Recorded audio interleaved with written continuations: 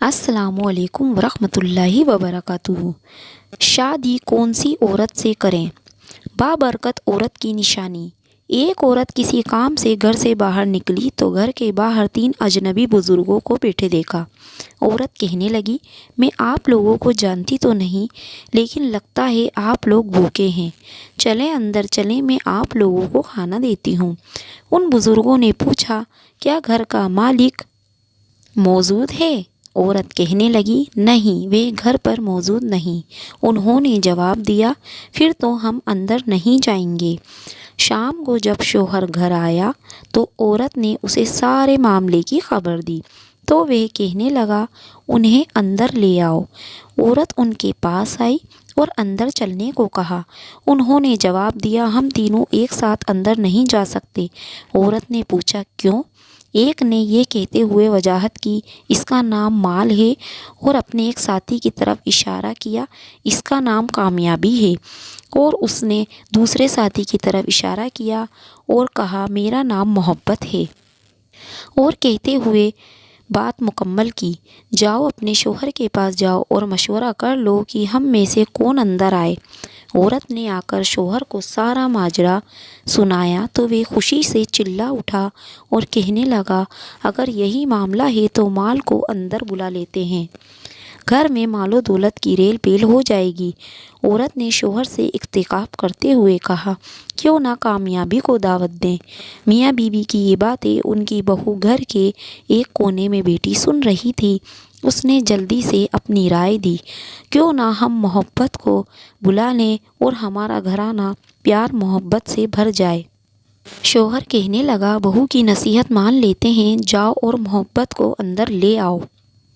औरत बाहर आई और बोली, आप में से मोहब्बत कौन है? वे हमें मेहमान नवाजी का शर्फ बख्शे। घर वालों का मतलूबा शख्स उठा और अंदर जाने लगा तो उसके दोनों साथी भी खड़े हो गए और उसके पीछे चलने लगे।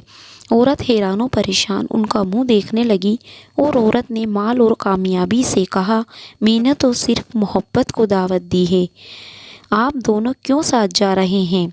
दोनों ने जवाब दिया, अगर तुमने माल या कामयाबी में से किसी को बुलाया होता तो बाकी दोनों बाहर रहते, लेकिन तुमने मोहब्बत को बुलाया है तो ये जहाँ भी हो हम इसके साथ ही होते हैं।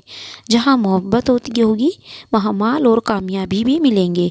अपने दिल में से अपने अजीज़ व अकारीब के दिलों में मोहब्बत पैदा कीजिए, आप एक कामयाब शख्सियत के मालिक बन जाएंगे। याद रखिए, अगर आप मोहब्बत के साथ दूसरों से पेश आएँ तो उसकी आपकी मिसाल उस चिराग की है जिसके गिर्द लोग अंधेरे में इकट्ठे हो जाते हैं। हज़रत उमर के दौर में एक दिन एक शख्स अपनी बीवी की वजह से बहुत दुखी था। चाहता था कि मुझे इजाज़त मिले और मैं बीवी को 2-4 थप्पड़ लगा दूं। चुनांचे वे शख्स हज़रत उमर के पास अपनी बीवी की बदअखलाक़ी की शिकायत करने के लिए हाजिर हुआ। हज़रत उमर ने उसकी बात सुनी और फरमाया, देखो, वह तुम्हारी बीवी है, वह तुम्हारे लिए खाना पकाने वाली खानसासा की तरह है जो तुम्हारे लिए खाना बनाती है, तुम्हारे कपड़े धोती है, तुम्हारे बच्चों को दूध पिलाने वाली दाई है और वह तुम्हारे दिल को सुकून देती है। तुम उसकी वजह से हराम कामों से बचते हो, इसीलिए उससे दरगुजर किया करो। हज़रत साद बिन अबी वक्कास फरमाते हैं कि हज्जतुल विदा वाले साल में बहुत ज़्यादा बीमार हो गया था।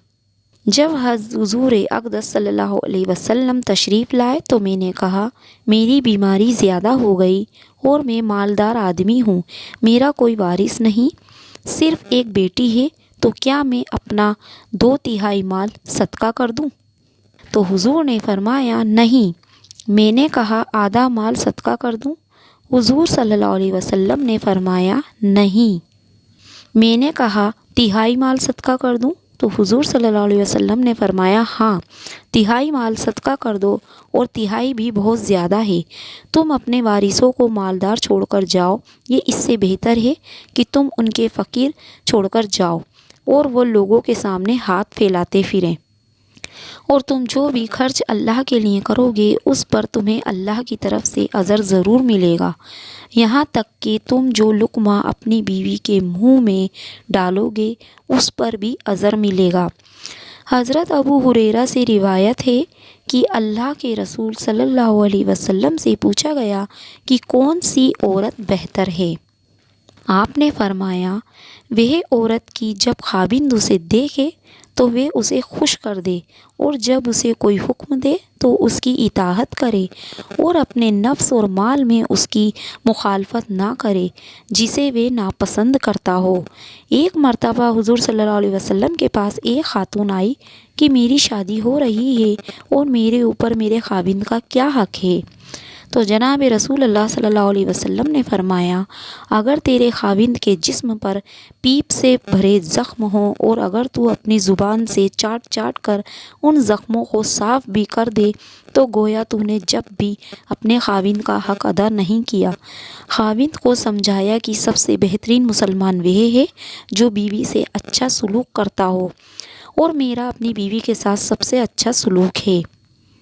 جب نبی کریم صلی اللہ علیہ وسلم نے لوگوں کو عورت کے متعلق تعلیمات فرمائی تو آپ کے صحابہ کرام نے ان پر اعمال کرنے کا حق ادا کر دیا۔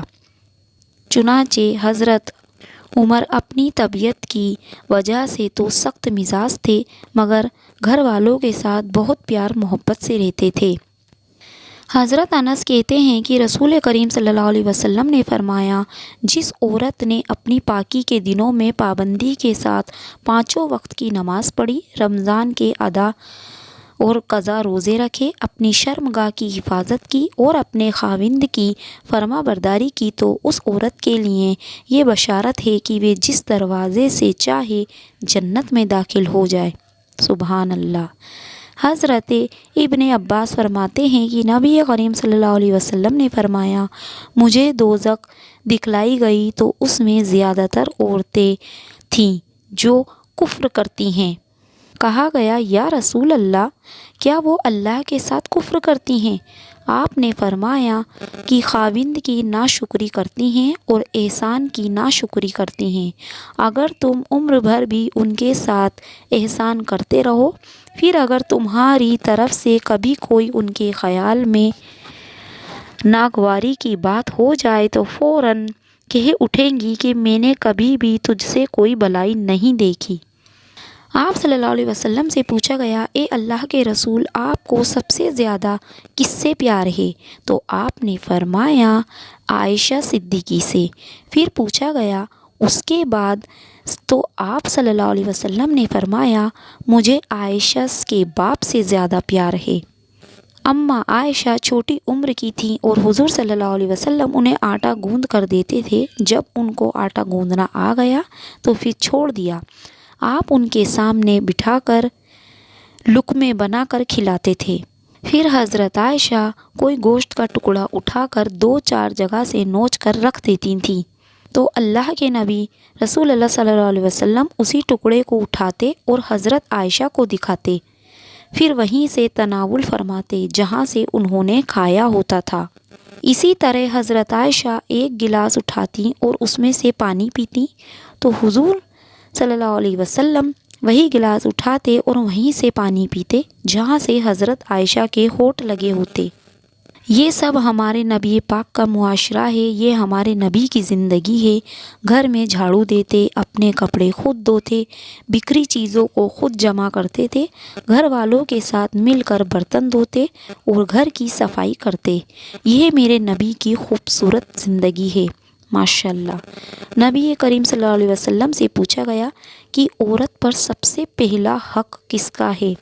تو آپ نے فرمایا، اس کے خاوند کا۔ حضرت عائشہ فرماتی ہیں کہ رسول اللہ صلی اللہ علیہ وسلم نے ارشاد فرمایا کہ جن عورتوں میں یہ نشانیاں ہوں تو وہ بہت ہی بابرکت ہوتی ہیں۔ عورت کی بابرکت ہونے کی علامت میں سے پہلی، اس کی طرف رشتہ بھیجنے اور رشتہ منظور ہونے میں آسانی ہو۔ دوسرا، اس کا مہر آسان ہو، یعنی بہت زیادہ پیچیدہ نہ ہو۔ تیسرا، اس کے بچوں کی پیدائش میں آسانی ہو۔ جن عورتوں میں یہ نشانیاں پائی جاتی ہیں وہ بہت ہی بابرکت والی ہوتی ہیں۔ ایک مرتبہ حضور ایک جہاد سے، ایک سفر سے واپس آ رہے تھے اور حضرت عائشہ آپ کے ساتھ تھیں۔ آپ صلی اللہ علیہ وسلم نے صحابہ کرام سے کہا، تم لوگ آگے جاؤ، چنانچہ وہ لوگ آگے چلے گئے۔ جب سارے لوگ نظروں سے غائب ہو گئے تو آپ نے فرمایا کیا دوڑ لگاؤ گی میرے ساتھ؟ انہوں نے کہا جی ہاں لگاؤں گی۔ تو حضرت عائشہ فرماتی ہیں کہ میں آگے نکل گئی اور اللہ کے نبی پیچھے رہ گئے۔ پھر کچھ مدت کے بعد ایک مرتبہ پھر جہاد کے سفر سے واپسی ہو رہی تھی تو آپ صلی اللہ علیہ وسلم نے پھر سے صحابہ سے یہی کہا کہ آگے چلے جاؤ۔ پھر جب وہ لوگ غائب ہو گئے تو پھر آپ نے فرمایا عائشہ دوڑ لگاؤ گی؟ حضرت عائشہ نے کہا جی ہاں دوڑ لگاؤں گی۔ تو دوڑ لگائی اور اس دفعہ اللہ کے نبی جیت گئے۔ پھر حضور نے فرمایا اے عائشہ یہ اس دن کی ہار کا بدلہ تھا، اب تیرا میرا حساب برابر ہوا۔ رسول کریم صلی اللہ علیہ وسلم نے فرمایا اگر کوئی مرد اپنی عورت کو ہم بستر ہونے کے لیے بلائے اور وہ انکار کر دے اور پھر شوہر اس کے انکار کی وجہ سے رات بھر غصے کی حالت میں رہے تو فرشتے اس عورت پر صبح تک لعنت بھیجتے رہتے ہیں۔ اللہ تعالی ہم کو ان باتوں پر عمل کرنے کی توفیق فرمائے، آمین ثم آمین۔